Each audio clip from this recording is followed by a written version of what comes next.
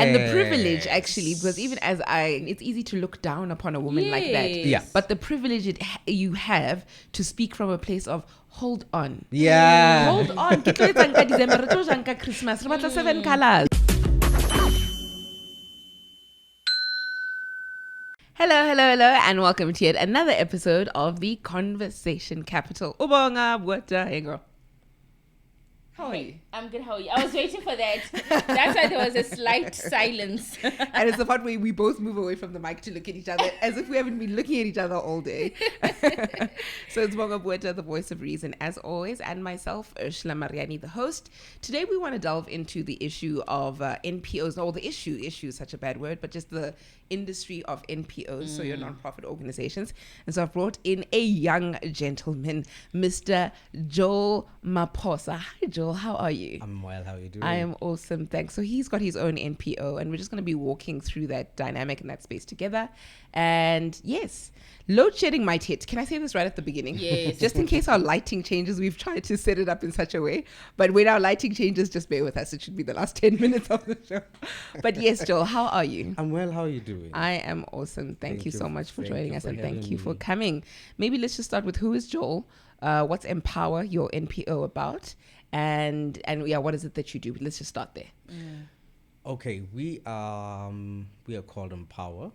And can I flip your questions and start with I was Empower? about to no, we want to know about you first. So we're Empower. We're based in Pretoria and Swani. We are essentially a very humble entity that really aims to make an impact in our community, and hopefully to really expand and go into a more national aspect.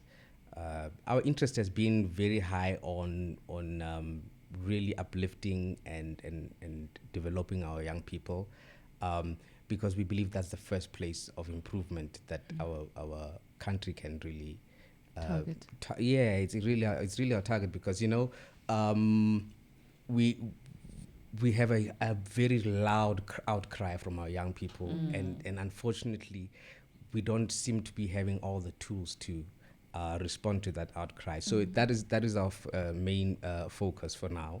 What we do, we are highly involved in skills development programs, where we can be able to identify some spaces for young people to be able to build careers, to be able to get into interesting industries, and get into spaces that are essentially not common, but they're actually in our faces. Unfortunately, they're just not well defined for a normal, underprivileged young person who's in a township, in a rural area, to be exposed to those kind of stuff. So that's who we are. Myself, I am just simply an entity within within the organization, and so that's why I would really Not really answer. I mean, you're just an entity within the organization. We got it. Okay, so let's speak about NPOs. One of the questions that Bonga asked off air, and you've already answered it, but maybe just step in. What's the difference between an NPO and an NGO? Well, essentially it's the same. This is the NGO and the NPO is really a rebranded term, really, because this is an entity that would sit in the middle of, or in between government, in between private sector and our communities, and kind of finding ways of impacting each other. And so usually donor dependent organizations, that also requires a high level of networking and interacting with different stakeholders, just so we can be invited to the same table, the same conversation. So it's essentially the same thing. Yeah, but we are now running as NPOs, really. So I think it would be amiss to have this conversation without you delving into the particular niches which are very unique, that you address in the skills gap. So as Empower, we let me start off by saying we've been operating for the past 5 years, but really being formalized 3 years ago in 2021, in 2020, sorry. And when we first walked into the space, the first thing we identified was to realize that there is either a misconception, but somehow driven to that, a misconception of the function of our MPOs within our communities. That the function seems to be that it addresses mostly welfare-based needs and more charitable ideas. And so we rather decided to look into a more developmental approach to it, to say it doesn't really help us to feed and not help the people out of that space.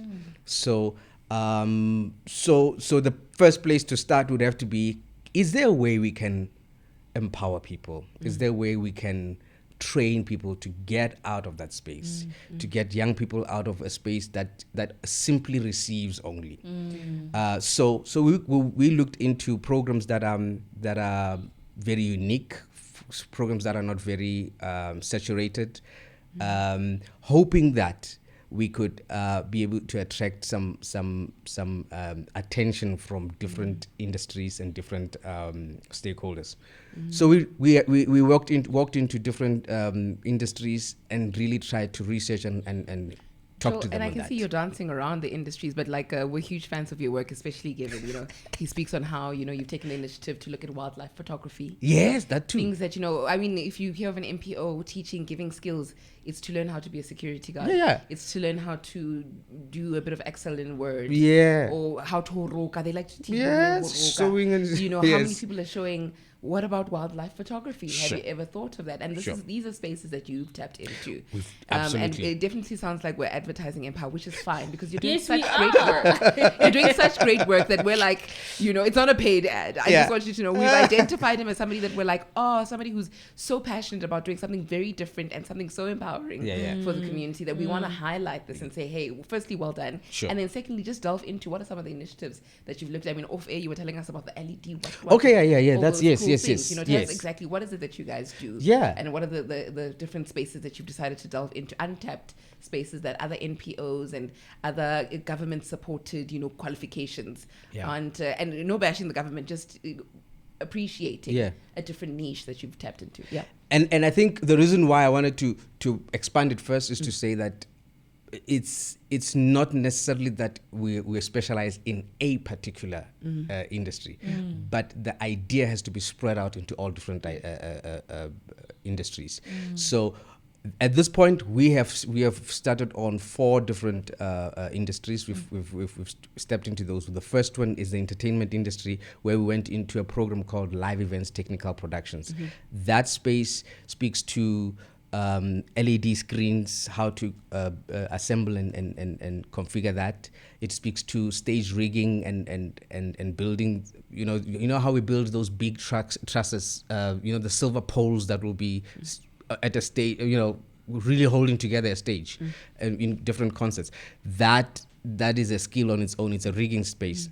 The same qualification also offers a basic sound engineering skill, where a young person will then be able to know how to run, assemble sound and even run sound system, as well as lighting, right? So now this is where it got interesting to say, and I'll make this qualification as an example, because when we looked at different programs, we kept copying and pasting that and realizing it's still the same thing. We keep getting the same challenge.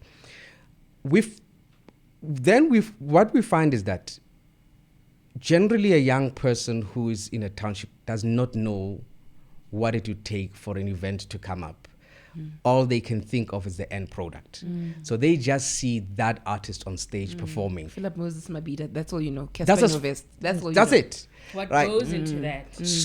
So we ignore the 20-25 employees of that event that pushed up so many things for the last 5 to 10 days just for that event to happen. And so the young person doesn't know what it takes. So the young person says, I just want to be Casper. Oh, I wow. love what you Wow, are saying. wow. Hi, Given. Welcome, Given. Welcome. I love what you're saying. Yeah. You know, I absolutely love what you're saying, that these things, there's so many industries and spaces that we have no idea of. Like you said, that's why we have so many kids aspiring to be Casper. Yeah. Because they don't know how much work it took just to get Casper in HD. Yeah. What if you could be better at that? True. And Yeah. what if Casper could need you and only you in the country Yeah. to set up your stage, Specialize to the do lighting, something? the this. Oh, I True. love it. Yes. True. And that is just an example of all the other industries. Every other automobile industry, same situation. You get into photography and videography, same situation. Everybody just wants to work for the big company, the big. But we have. Oh, let me even double click on that. Let's look at this. So we are now talking to young people, training them into wildlife photography and videography. And then as we're training them, we're inviting different stakeholders and saying, okay, this is our interest. We're trying to see if we can really, get this thing to break and really be a big thing. Then you get, so we approached, your Dinukeng, your natural nature reserves, right? Yeah. Okay, so we thought of it as far as that, right? Then we get conversations with tourism saying, but wait a minute, there's so much that a province would need to be captured. As a province, they would need all their B&Bs to be able to be advertised. They would need all their nature reserves to be able to be advertised, and they would need all their so many other aspects of the actual province, right? They need that to be modernized to our TikToks now, to be modernized to our Facebooks and the likes, because the archives are there, but they're not to the standard of our young person's flicking of the phone. So a young person doesn't have the time to sit for a 2-hour documentary to learn about their surroundings, but they have the time for that 2.5 minutes. Who else can translate that except a young person who actually can understands the needs of the young people and who can actually translate it? Now, when that happens, we then thought, that's unfortunate that our young people are sitting in the township and doing nothing, not even aware of such a space for themselves. In fact, it's actually unfair that we can almost assume that because you are underprivileged, you do not qualify to be as good, or you do not have it in you to be able to be innovative and create that kind of a space, or to be able to even be functional in that kind of a space. That's where we felt we want to be a bridge between the underprivileged young person to a world that they don't really know. So until they know that they don't know, they will not change. They'll only depend on the grant that's coming. So it's live event production, Live events, technical productions, and then videography and photography, optic fiber installation. oh wow. So that's our fiber. Why let's say okay, yeah. They will gladly invoice you. They will gladly invoice you. Invoicing. Experience. Let's put empower to the test. I have done many things for experience. Okay, so And so I'm going to add to that. So, and the fourth one is landscaping. It's landscaping and irrigation. Oh my god. So now landscaping and irrigation. I'm so mind blown. That came up also because we found that then not every young person is as academic. Not every young person is as tech based. Not everyone can really grab this kind of these other kind of programs. But however, there are spaces within the landscaping industry. There is a frustration that comes from our young people to say some spaces are taken up by such people, some spaces are taken up by such people, and when you then delve into it, you realize, but it's only because you're not functional in that space. It's not that space. So something as simple as doing a garden. You're Simple saying as it's that, Zimbabweans, then. it's Malawi. Oh, you said it. Yeah, I can say it. I hear exactly what you're Do you saying. understand? I'm simplifying it here for the person who's like, hey, this code, I'm not hearing it. I wasn't hearing it. Oh, is it? Oh, I heard it very well. I heard it very well. Yeah, I did. Yeah. because you see the landscaping and irrigation space.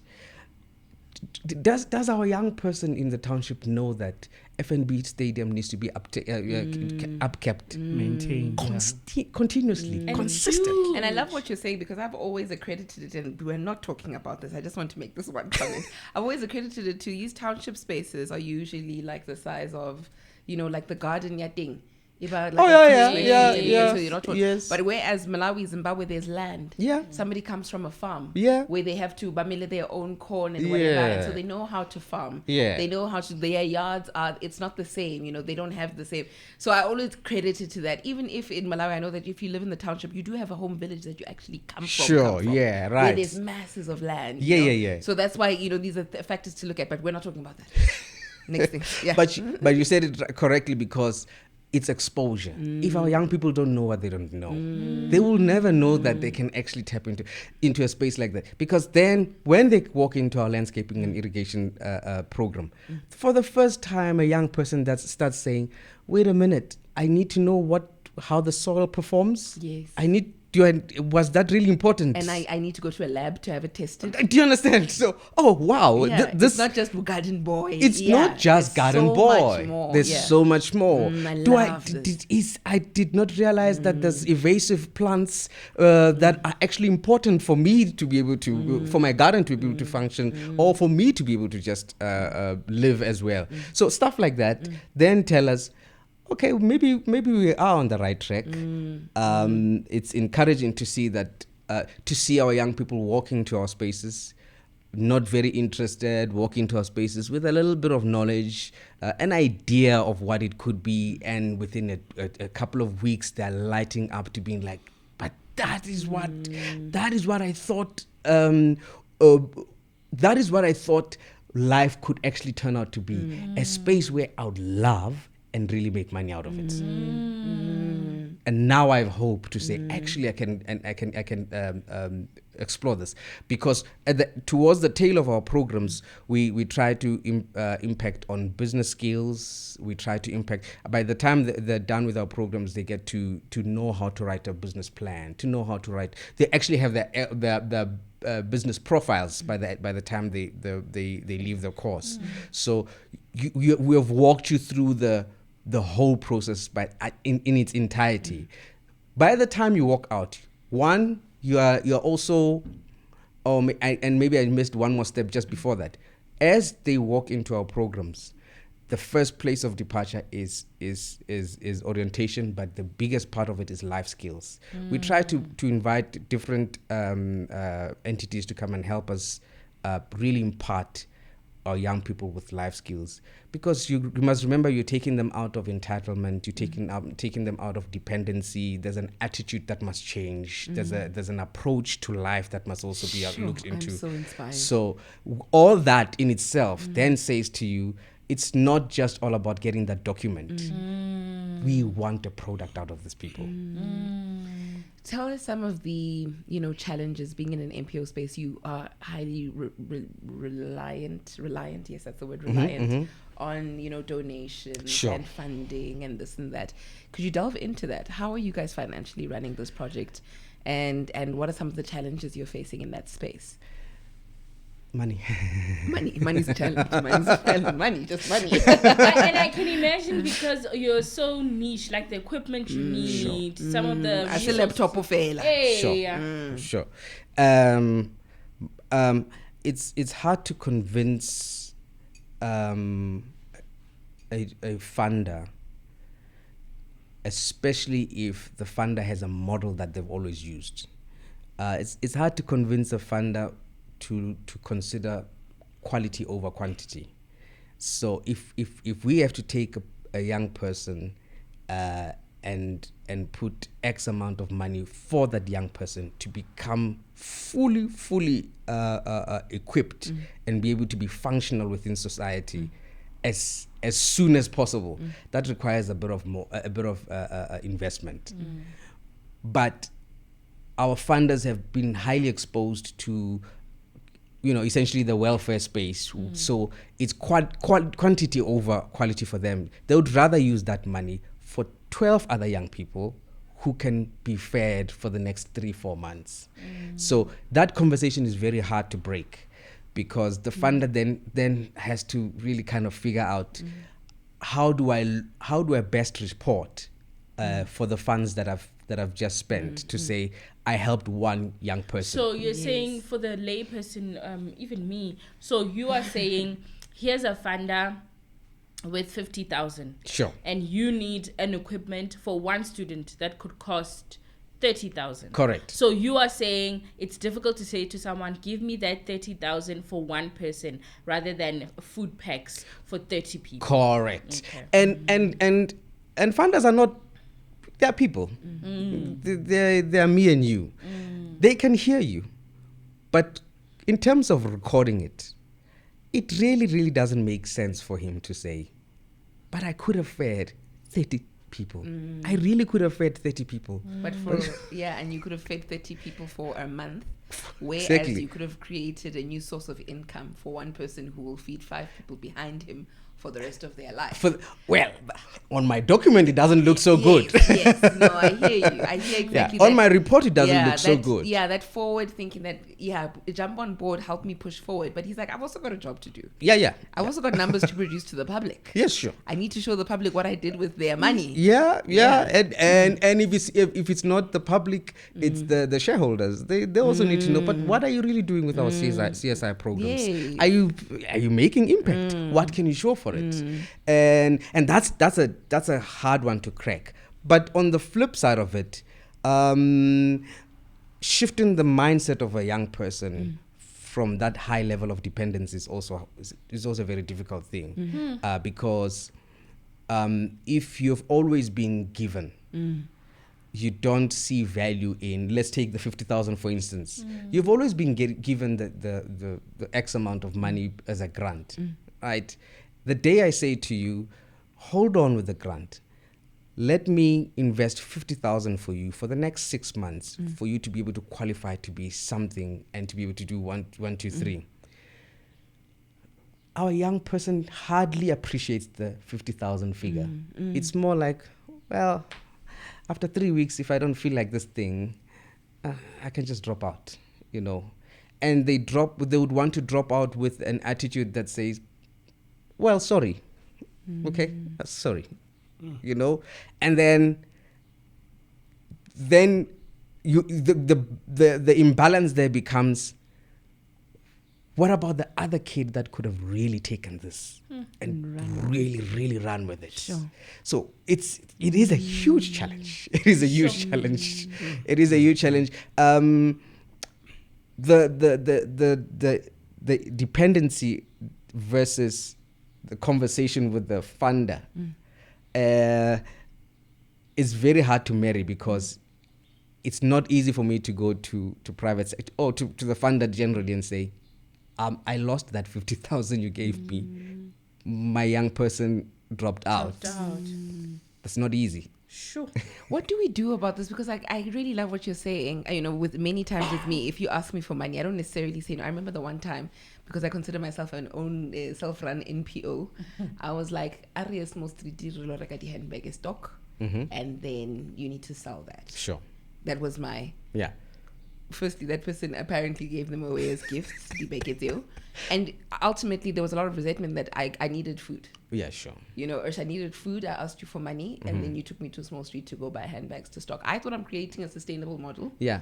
I expected her to sell the bags and go take the money to go buy more stock. Yeah. And the profit that she's made to buy cabbage and pap and whatever, you know what I mean? Yeah. And so I hear exactly what you're saying on my own micro little Yeah. scale. I hear exactly what you're saying. What do you do in those cases where it's like, dude, you've got a bigger opportunity? Because there is this huge culture of dependency on the 350. That 350 does go a long way. And And when you listen carefully to the outcry, you also want to have a bit of, compassion to say, okay, I understand where you're going with it, but the reality is that the impact is bad. I'll give you an example that just happened last week. 2 weeks ago, we got a call from an organization that we work with, and the organization was saying to us, we have just found out that you guys are in the middle of a training program with one of the young people that was with us, and she did not complete. She was just about to do to finish her practicals, so she jumped ship and came to you guys. Okay, remember this is stipend related. This is helping me financially. So she's jumped ship and she hasn't completed the site. Okay, so between the three of us, we engage. We speak to her. We speak to the organization. We try to convince her to say, try and finish that thing before you come to us. And she's adamant. No, I found what I really want. Okay, no problem. Last week, she calls us in. She says, I'm sorry, I'm not available from tomorrow. I got a job. Okay? Oh, you got a job? Okay. So what does that mean? So from tomorrow, I'm employed. I'm not going to be able to, I'm going to a retail thing. Retail, I'm doing a retail job from tomorrow. And so I won't be able to complete. Okay, sure, no problem. Then we asked an important question to say, what does that mean in terms of, remember we have a case from the previous organization and even with us, you didn't get a certificate from the previous organization. You essentially will not be able to get one here, right? And is there no way you can speak to your employer to say, can you just give me 2 more weeks? We will cramp this thing for you and try and really facilitate it and get you to work fast and finish. She says, no, I can't do that because this contract is only 1 month old contract. So she's giving up all of that. All that doesn't matter. I'm just taking it for this 1 month contract because we are walking into a very busy Festive season. season, yeah. And that's it. She wants to walk away. So now that organization lost. We are in a space that we are just about to lose. She doesn't even worry about her certificates. No, it doesn't matter. But the reason why I said I want to bring balance to it is because then when you further listen to her story, no, these stipends and these transport fees are helping out at home because she has two babies at home and her siblings are also not working. Her mother is not working. So these little 350s and 250s are helping out at home. It's frustrating, but the damage is just as bad. Yeah, it's the reality of South Africa. It's like, what is my immediate need? Yes. And I must say, Kore, I can't remember what I was listening to, but it spoke about how people are on survival mode. Yes. And the privilege, actually, because even as it's easy to look down upon a woman like that. Yeah. But the privilege you have to speak from a place of, hold on. Yeah. Hold on. Christmas. 7 colors. Yes. What do you mean, hold on? My immediate need is food. Yes. And this retail company is going to offer me, let's say, 12,000 at the end of this month. Sure. That's a lot of money. It could stretch us all the way too much. Yeah. This certificate that might or might not get me a job. You see. I need to finish the certificate and then I'm sitting with a qualification and I don't know, Yeah. So I feel for her, but you just wish she could understand. Trust us. Hold on. Trust. Yeah, but that's a difficult. Those are challenges. Those are NPO that's challenges. a reality for most South Africans, that survival mode, because it's more to take care of my immediate needs and not the future. I don't know of my stomach in the future. I know of my stomach now. Yeah. Now, Yes. Now, for my stomach and my children's stomach. My stomach and my children's stomach. Yeah. This is complicated. And let me make it worse for you. So most of these kind of programs would really cap it up until the age of 35. So our young people know that. So they will hop around different programs and know that I have time until I turn 35. Okay. So this lady I'm talking about is 34 years old. So now every cent counts because I don't have time. Yes. So as much as I can move around, let me move as fast as I can. If I can double dip if possible, I'll do that because I know it's kept at 35 years old. But what is that? Like no interest at all to get a certificate and try to get something that won't need you to hop around and what is But that? let's look at I'm the really struggling. Like let's look at the reality of South Africans. How many degree holders are at home? Yeah. Yes. Yeah. So you might that's it. There's no, like, even if in reality the graduated population is less employed than the non-graduated, but what we see is you going to school does not bear fruit. Like that's the thinking a lot of people have. Yes. Although we can debate about whether it's flawed or not. Yeah. But a lot of people, that's the outlook we have. Going to school doesn't guarantee. Yes. So we must look at the reality to say the reality is. I think people are saying a degree holder, it doesn't have a job, Sure. you know, especially because, which is what you guys are counteracting. Counteracting is that our thinking is always employment, never what can I create for myself. Yes. You know, yes. so when we look at the reality, it's like certificate is not knowing a lot. Actually, it's possible that there's so much more out there for me with the certificate. So there's no incentive from the current climate in South Africa. There's no incentive for me to prioritize getting that certificate unless that there's that internal desire. And that's why the work of encouraging people to show you the future. I can go onto sets, I can build a stage. That's why that work is important to say, because you need that almost that internal fight to say I need to get the certificate. Otherwise, when we look at even young people, a lot of young people are leaving like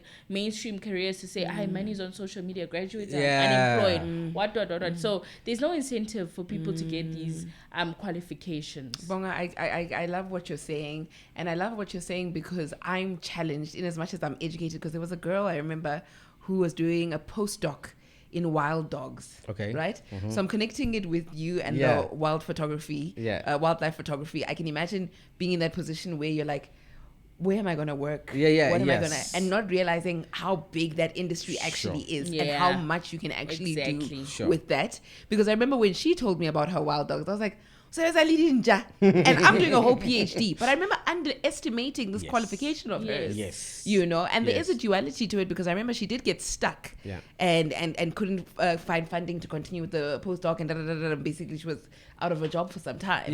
So there is that duality, that there is a reality to her.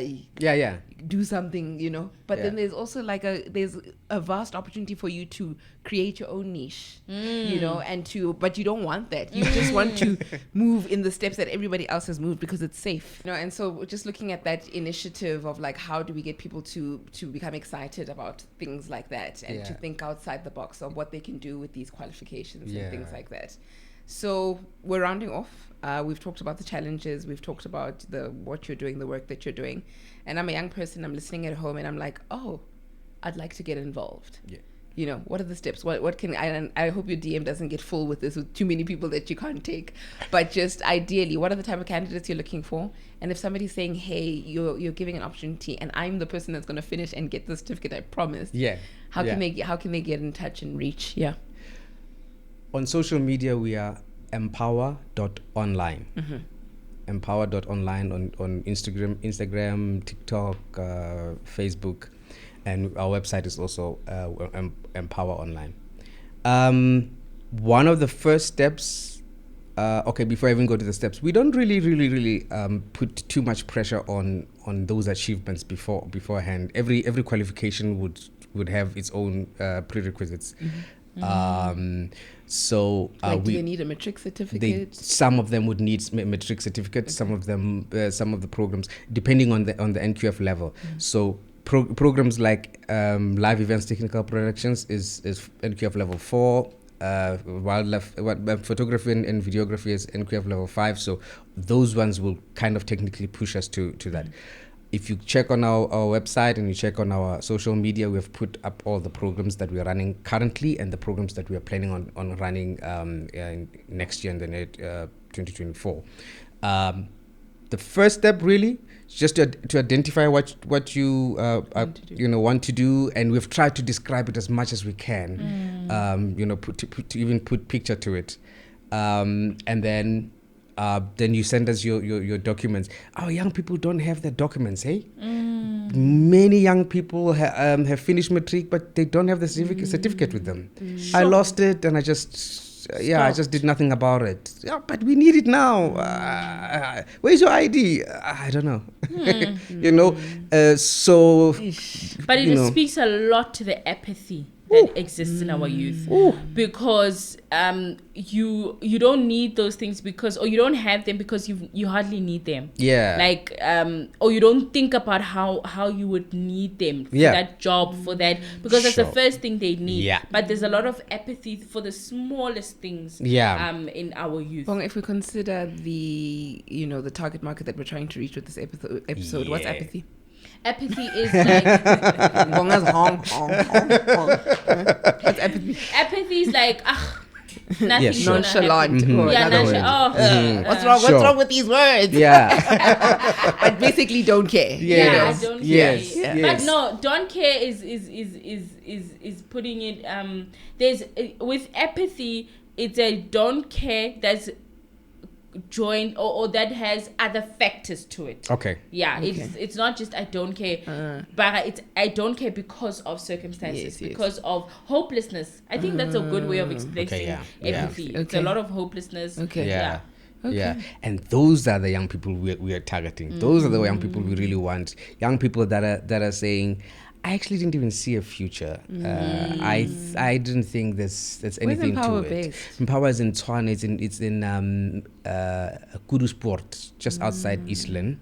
And Empower is hoping to grow into the province, all regions of the province, hopefully by the end of next year. Am I the only one who's, I'm sure even you guys listening at home, who's listening to this and is thinking of Wana Rakhadi, just have some people in mind that I'm like, Joel, after this you must take my my relatives, We have just for the first time, we've also worked with a halfway house organization in Tshwane, and again, I think. What I didn't say earlier on, as I was describing Empower, is that there's 4 members. We're a partnership of 4 members, and these 4 members are very passionate about literally uplifting our young people. And I can tell you, if you think I talk a lot, when these 4 people start talking about this, they're so passionate about, so involved in it, that the idea is, let's not give up on our young people. Let's not give up on them just because they're in drugs, just because they did not have they didn't complete their matric. Let's walk them through the processes. Let's give them options, and that is really our heart. So on social media, empower.online. Okay. And then, what's the type of support you need? I was also about to say, we've spoken to the clientele that you want. What about the support? If you're going to be like, hey, West Bank, help us, I don't know. I'm just saying. That's a good place to start. Oh, okay. Good place to start. The money people. The money people. Yeah, there is a high need of that kind of assistance, financial assistance, because we're fortunate to work with service providers that have great capacity to be able to deliver these trainings, but we need to fund those trainings. We are knocking on every door in terms of private sector and even to the state. We've knocked a few times, and they've been responsive in some places and been very helpful. But the one side of it is that we need those kind of partners that can help economically to just help tighten that and really fund that and give it a bit more stability. But on the flip side, and I think I wanted to speak a bit to Bonga's point, to say I think at home we need support, because if the young person then says, Mama, I want to do this course, I want to attend this, can it not be Mama who pressurizes the child to say, but what was the statement? What good will the certificate do for you? Where's the money? What it's not giving in the immediate money. What you're So saying. that is tough, because when you engage the young person and then they articulate it to say, I am kind of interested in really pushing my myself to finish all this, but at home. Yes. Mama wants you to grab the closest job. We need food, go work. Because Mama also understands the dynamic of a stipend, the importance of a stipend. Or this stipend actually feeds us here at home. The stipend actually sets us, we are able to do this. Why not Lojang if you don't take the stipend? Why, it's so, that support is also necessary. Sure. Lots of conversations. Where everyone is on board. Everybody needs to be on board. Get a qualification and move out of the stipend industry and start getting a job. Look for getting a job, be innovative, create a job. Sure. Become a photographer, wedding photographer, videographer. Do what needs to be done to find yourself out of that position. Absolutely. And maybe you're even part of the the solution, and you're creating jobs. Yes. You're using those qualifications to now create jobs. Because as especially some of these, in fact, some of these skills that we help young people with generally don't need one person to do it. So you if you're going to do live events, technical productions, like I was saying, we find that in one event there's 20-25 young people involved in just one event. So you've helped a number of people just to be employed. Running a wedding, for instance, there's 2-3 cameramen, there's a photographer, there's a sound guy, there's a lighting guy. There's it's just so much. It's not just one person who benefits out of that. Nowadays it's even the one that creates the reel. Yes. Yes. All right. Thank you so much, Joel, for taking your time. We really, really, really appreciate it. I think this was such an informative and educational episode. So many things for us to learn and to take home, and just to getting on board with regards to get a qualification of sorts and get out there and get into the working industry, get into the making jobs industry. And I think that's our main take home. Empower Online is how people can get a hold of you or a hold of the organization if they'd like to. Bonga, thank you so much. That was today's episode of the Conversation Capital. For now though, goodbye and God bless.